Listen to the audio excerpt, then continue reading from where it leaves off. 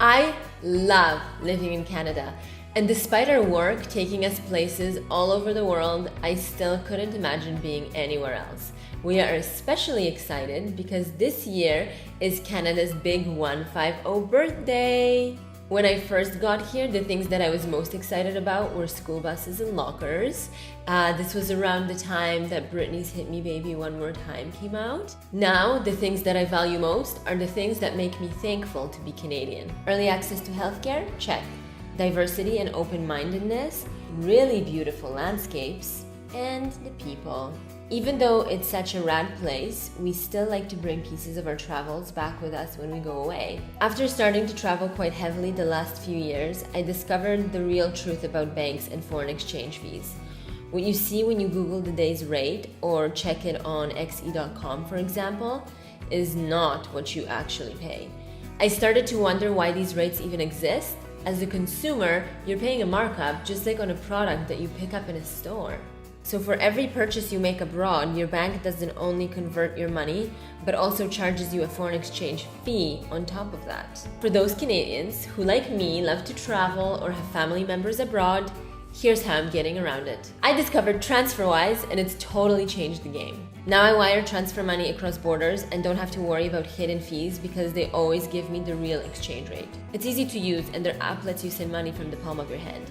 You know exactly how much money you are paying before you send it, making it easy to compare to bank fees. For places that don't accept email transfer, which is basically everywhere outside of Canada.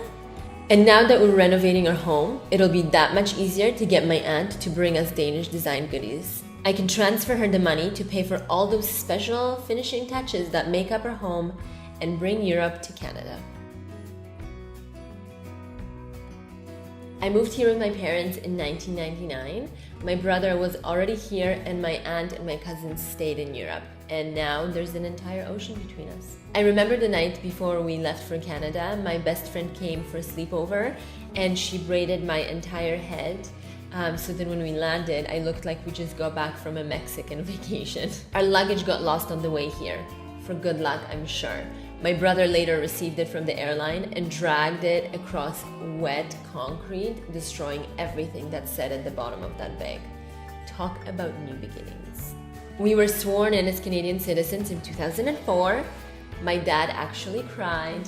As a kid, you don't really realize what a big deal it is to live in a free country. It was especially important for my parents, who lived in communist oppression so many years.